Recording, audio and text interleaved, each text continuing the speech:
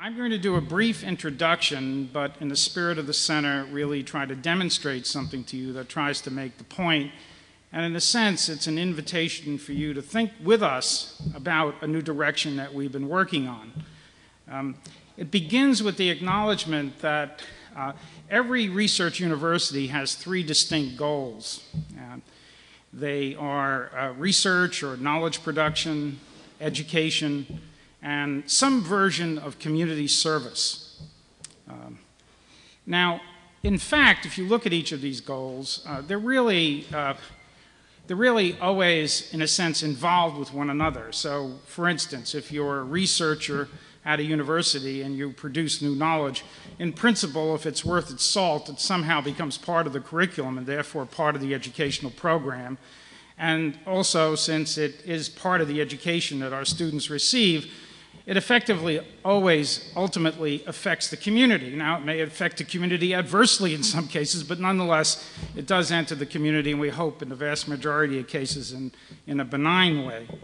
And obviously, our educational programs are directed towards preparing people, either ideally or practically, for some kind of engagement in the community.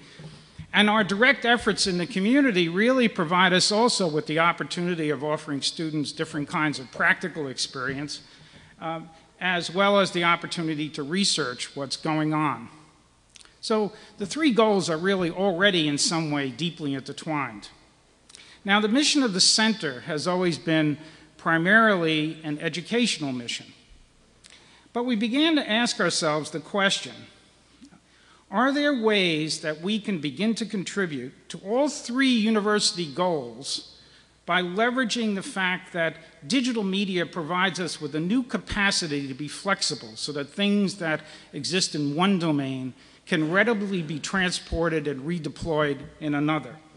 And we began to glimpse a range of new possibilities related primarily to the applied professions, where we could, in the context of a single project initiative, and that's what we're going to demonstrate to you today, a single example, where we could, in the context of a single project initiative, create meaningful bridges between educational preparation and the community, and between each of them and that basic function of a research university, the production of knowledge. Now, I could describe philosophically and politically the benefits of doing this, but in the spirit of our philosophy, which is to try to build more and talk less and then examine and look at what it is that we've made and done, I prefer that you see an example and then pick up the more general questions in the discussion that will come after the presentation. So with that as an introduction, I introduce to you my two colleagues in this project, Debbie Marcus and Susan Witte. Folks. Thank you. Good afternoon, I'm Susan Witte, and I teach at the School of Social Work. I teach beginning and advanced clinical practice students, and I'm also an associate director at the Social Intervention Group, which is a research group that's housed at the School of Social Work, where for the past 15 years we've been developing and testing interventions to both prevent and ameliorate what we call contemporary social issues, among them HIV and AIDS. It's a pleasure to be here today with my colleague Debbie Marcus from CCNMTL, and I do want to note that there are many, both SIG, Social Intervention Group, and CCNMTL collaborators who contributed to this prototype and to these components, who I can't thank them all because we have short time, but suffice it to say they're here in spirit. So I'm going to spend the next few minutes telling you about the original Project Connect, and then Debbie will lead a demonstration of Multimedia Connect, and then I'll come back and tell you about how we're using some of those components in the classroom. This is a photograph of my colleagues at the Social Intervention Group. It represents faculty, investigators, doctoral students, master's level students, research assistants, interviewers, facilitators. Our mission is to develop, test, and disseminate, as I said, interventions to ameliorate key social issues, among them HIV and AIDS. Project Connect is actually the same term used for two things. One is an intervention, if you will, a program, a 6-week program. It's also the name of the randomized clinical trial, a relationship-based HIV STI intervention for heterosexual couples randomized controlled trial with 217 couples that took place over 4 years between 1997 and 2002 and was funded to Nabila El-Basel, the principal investigator, by the National Institute of Mental Health. It was the first HIV prevention program targeting couples together using the relationship as the unit of change. Quickly, why relationship-based interventions? Well, largely based on what we've learned, there's a recognition that despite our best efforts at HIV prevention, that women remain at risk of sexual transmission by their male partners, often husbands, spouses, and that despite efforts to date, new infections in women, both domestically and worldwide, continue to increase. We need to address the context of relationships and particularly of intimacy where HIV prevention occurs. So a relationship-based approach to HIV/STI prevention we proposed would allow a more realistic appraisal of couple risk for HIV transmission. It would address, or could address, the context of gender and power in the relationship, intimacy, love, closeness, how they relate to HIV risk among couples, and it provides a supportive environment that can enable intimate partners to feel safer disclosing highly personal information like extradyadic relationships, sexually transmitted infections, and to learn together, if you will, effective couple communication and negotiation for condom use. There are 4 major theories that infuse this 6-session intervention that takes place over 6 weeks. Cognitive and behavioral theories are standard practice in teaching skills and behavior change in HIV and AIDS.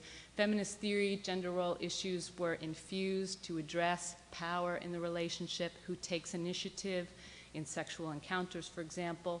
Marital and family therapy was infused through communication technique, a key technique introduced early and then increasingly used to help the couple to communicate more often about safer sex. And the ecological framework allowed us to not only look at the dyad, but increasingly the family, neighborhood, the social support, if you will, and to see how the macro would impact on the micro. The intervention components, or the goals of the sessions, were to increase perceived vulnerability for HIV, to increase motivation to stay healthy, to share responsibility for safer sex, increase communication, male and female condom use, of course, and we call outer course anything other than intercourse, increase joint HIV testing to promote safer sex among the family, friends, and community within the couple, within which the couple lives, and to maintain safer sex behavior changes over time. So essentially we were shifting the focus from an individual to protecting oneself to reframing safer sex as an intimate behavior between partners.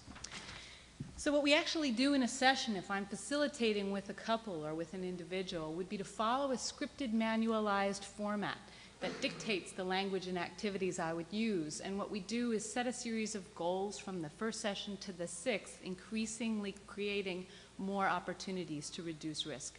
So we would review a goal from the previous session, explore successes or barriers to success, review the skills from the earlier session, introduce new content, model those skills, and set a goal for the next week, and give the couple male and female condoms and access to other things they might need to practice those skills. So shifting now from the program itself to the randomized clinical trial, we took that program and we did a randomized clinical trial funded by NIMH where we screened over 2,000 women to identify 388 eligible women who then recruited their male partners. We did a baseline assessment with 217 couples and randomized them to either receive the couple intervention scripted for both against providing the same intervention to the woman by herself against a single session control intervention that just gave information with no skills base. And then we did a 3-month and 12-month follow-up to measure change. And the results are available in 2 articles, one in the American Journal of Public Health and the other in AIDS and Behavior. So I'm going to go quickly through the findings, but what we found at both 3 and 12 months were that we did see a reduction in the number of unprotected sexual acts in the prior 90 days, as you can see in both the couple and the woman alone and in the education session, but significantly in both the couple and the woman alone conditions. And then we also saw the proportion of protected sex increase in all 3 groups to some extent, but significantly in the couple and the woman alone. And actually what I left out is that we were testing 2 aims. The first aim was to identify whether providing the intervention in either a couple or a woman alone format would be efficacious against the control, a simple test of efficacy of the intervention. The second test was to see if adding the male partner to the condition would enhance efficacy. And we, in fact, didn't see significant differences between the two types of condition. So what we learned is that the relationship-based intervention is effective in reducing risk behaviors, that behavior change was maintained over time up to 12 months, that the study gives us two alternative methods for providing risk reduction to a woman alone or two partners, and that this relationship-based intervention can be delivered to a couple together or to a single woman. And that we need to adapt and make it more widely disseminable, and we need to disseminate it, frankly, because we need to get it out there rapidly. And this led us to the collaboration with CCNMTL, which began about 18 months ago, to discuss how we would take this then, and because it's largely paper-based and it's labor-intensive in its training and its application, create it in such a way that we can reach people quickly and effectively. So there are three main goals of Multimedia Connect, which Debbie will demonstrate in just a minute. The three goals are, one, to improve the outcomes of the intervention by making more effective use of media, and it'll provide us with new forms of behavioral support, so we can infuse video, animations, interactive exercises, generally more visuals, and that we'll be demonstrating some of those. Second, that we can widen the range of facilitators that have access to being able to employ it. It's structured, it'll be standardized, and the new training possibilities mean that you can revisit the content and use videos for reinforcement. And finally, it'll be internationally deployable because it'll be internet and CD-ROM based, and it can be therefore easily localized for culture and for language. The HIV epidemic is worldwide, and heterosexual transmission persists as the dominant mode, so there's a great need for this. The practical application of these three goals was borne out in a series of collaborative discovery meetings, if you will, and the four main points that emerged in our thinking that you'll see in the prototype are that a separate but complementary environment can be created for the client interaction and for the facilitator training, and that the skills modeling, male and female condoms, communication techniques originally conducted by a facilitator can be done with video models, that didactic information could be made more engaging using animation and other interactive games the couple can participate in, and very importantly, that recording the client's decisions in their process can give them an artifact, a manual, if you will, to remember the sessions by and to create a sense of accomplishment. So, of course, now we have the prototype to demonstrate to you, and I'm going to turn it over to Debbie, and then I'll come back to show how at least one of the components that are created are deployed in the classroom at the School of Social Work.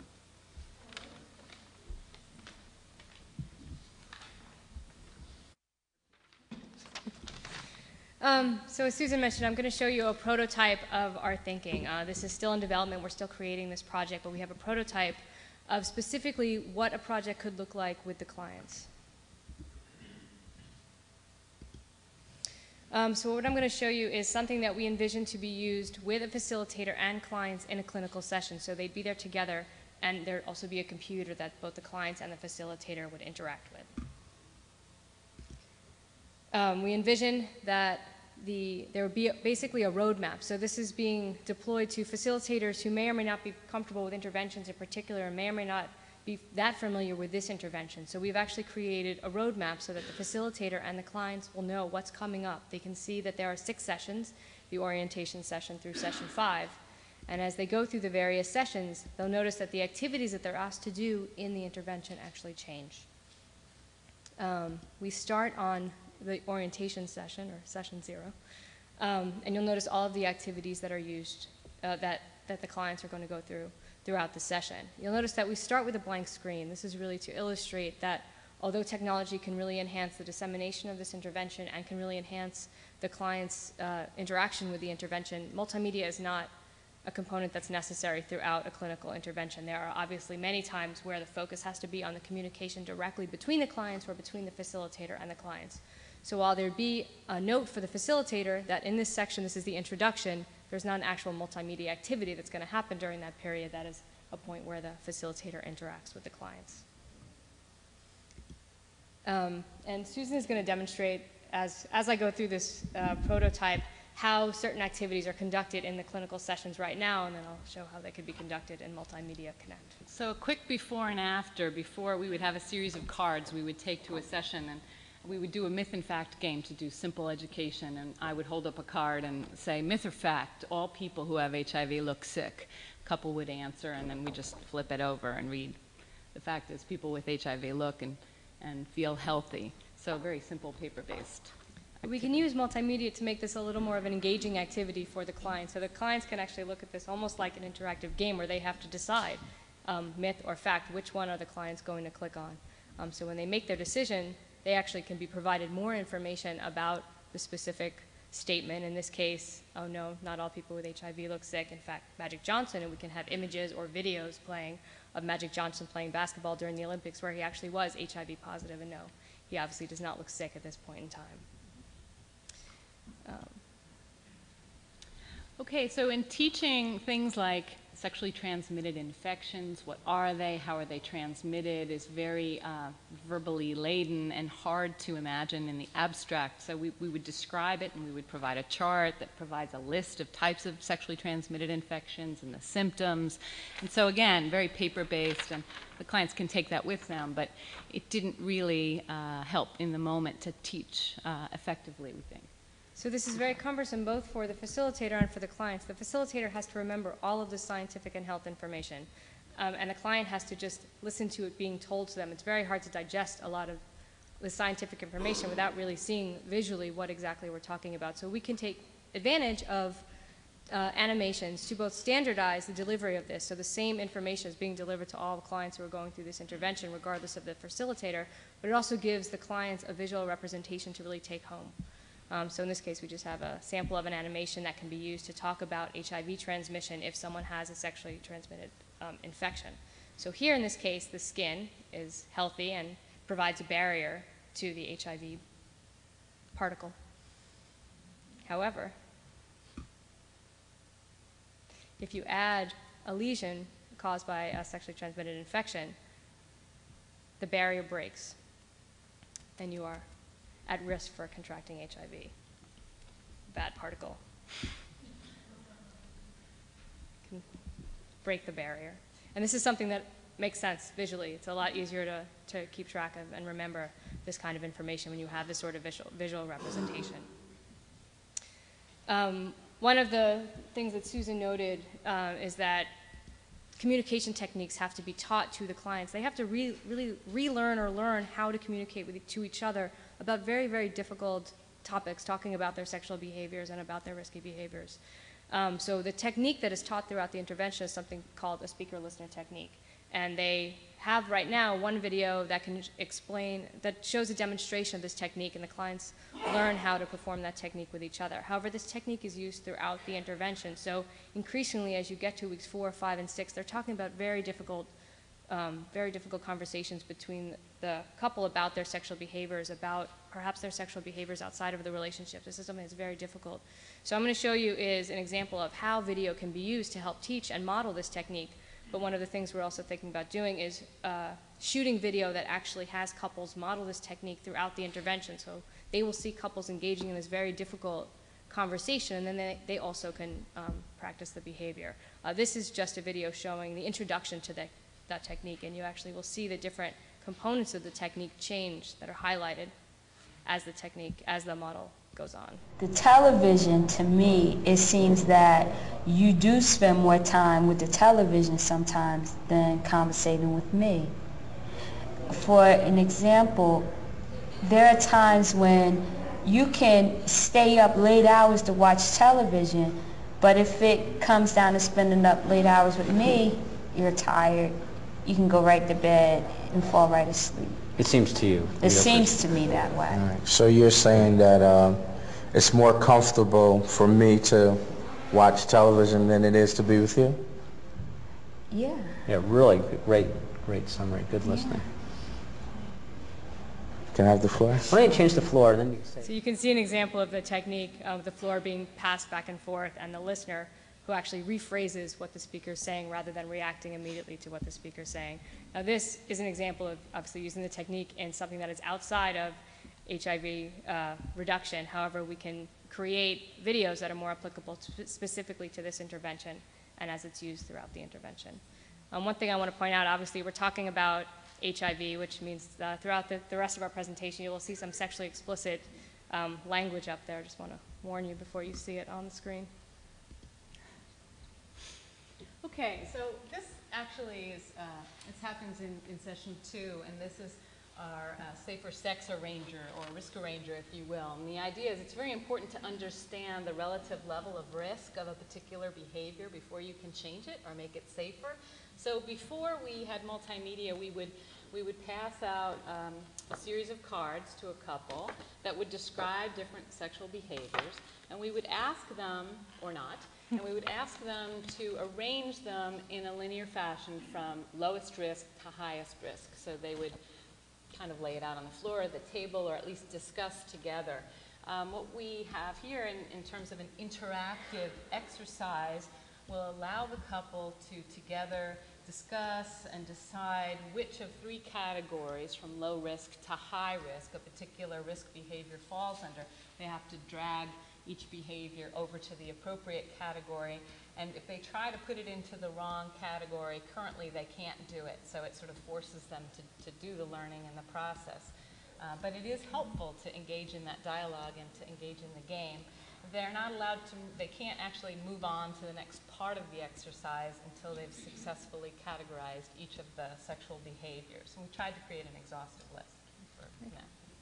So after the clients create their list and learn what are riskier and less risky behaviors, they engage in a conversation with each other where they have to note what are the behaviors that they are currently engaged in. And so they, on their I love you to-do list, make a list of what their behaviors currently are. And so the goal, of course, if you're trying to reduce risk, is to get a true list of present behaviors, and then to do an analysis about what are the goals you're going to set for both stopping current risky behaviors and crossing those off your present behavior list, if you will, and then adding future additions to your I love you to-do list that are safe behaviors that you can enjoy and that are safe.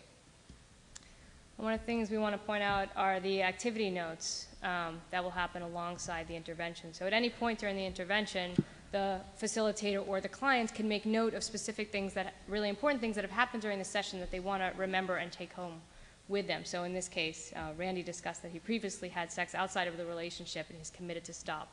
This is an important moment in the intervention that we want captured, and the facilitator or the clients could enter this in if that's something that is discussed in the session. In addition, all of this information, both the interactive activities, the activity notes, will be captured in what we call the online journal. So, for example, in this session, the clients will be able to take home with them a PDF, a printout of everything that happened in the session. Here you'll see the I love you to-do list that the client has created, along with the activity notes. There will also be all of the science and health and the psychoeducation content, as we call it, a chronicle of everything that they've done in the session. This has, hopefully, several implications. One is that they actually have a graduation certificate. When they print this out at the end of 6 sessions, they've seen that they've accomplished so much stuff. This is all the information that they've covered together. It also means that 6 months after the session, they can go back and see what is it we've agreed to, what are the behaviors that we set, the goals that we set for ourselves, are we meeting them? We can go back and relook them over, which is something that the clients in the current Connect are not able to do. And what's really nice to think about this is that the learner is learning by making or doing, so that they're consciously engaged in constructing an entity, the product which reflects the intelligence of the process that they can take with them. And so in the spirit of constructionism, what Seymour Papert calls the N word as opposed to the V word, it's creating while you're learning, and you can take it with you, as Debbie said, which we're very excited about. Also, in the ecological framework that Susan talked about before, the clients actually conduct a social support network map. If you want to show how they Right, so the early version of the social support network map, in fact how we're teaching it in the classroom as well, is to use very paper-based charts where you literally would make a list of the names of all the people in your support network, people that you consider to be friends, families, coworkers, neighbors, the number of years you've known them, how much time you spend with them, and in this context, the degree to which they'd be supportive of your healthier behaviors, your risk reduction behaviors, and then to transpose the list of names onto 4 categories of types of support that you receive, including, for example, social support or practical support.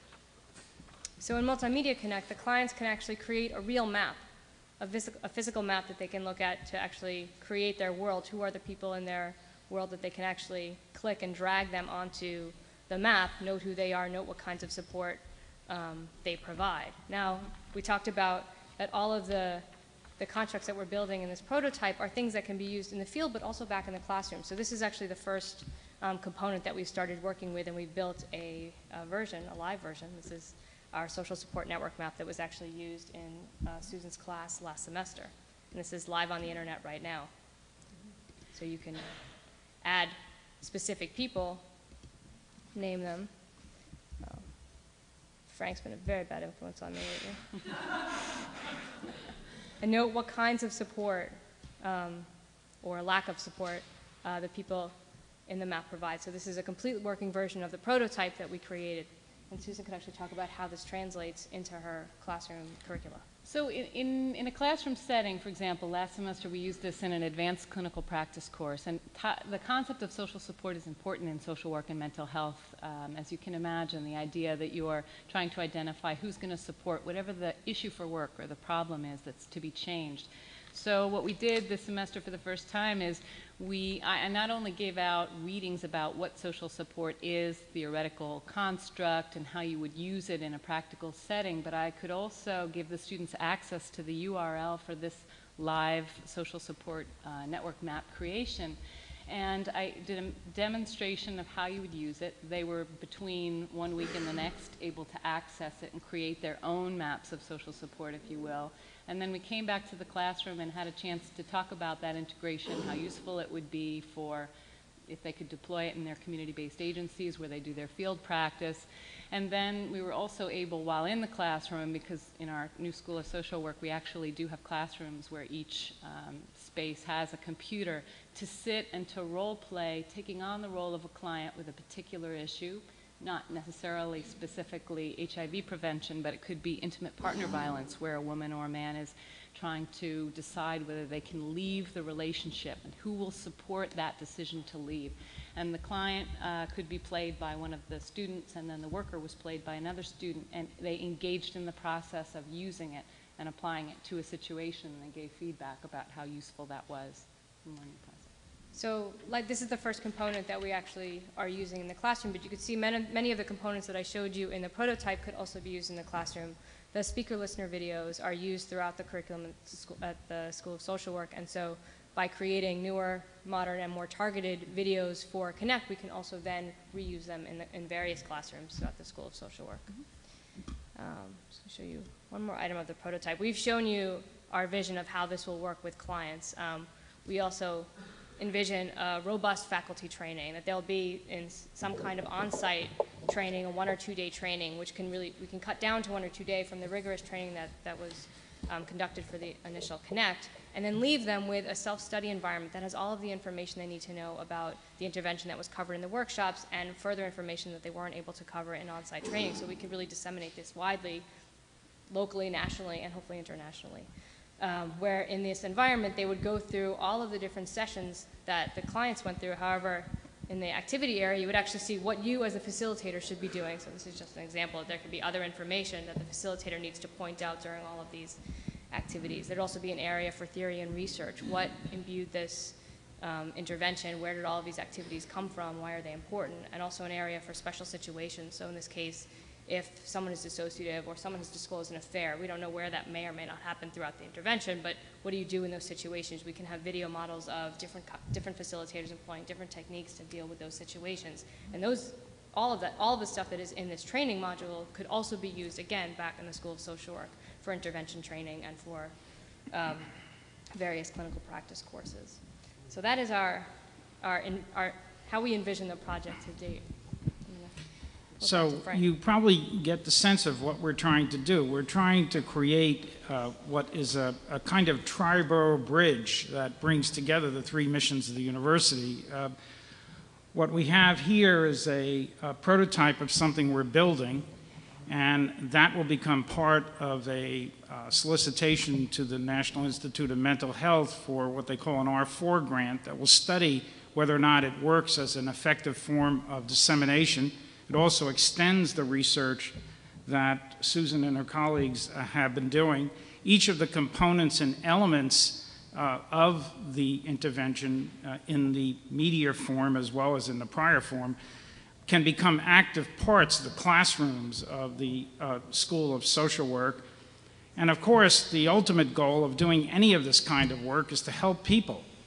And it's clear that what we're trying to do is to take a very word-intensive clinical intervention that has been performed by highly skilled people and to democratize the capacity to implement it within a range of social and community organizations so that people who are really living on the ground with people who are in this kind of danger can, in a sense, develop the skill and confidence to engage in this kind of intervention. We're looking at a number of other areas where we can do similar kinds of work.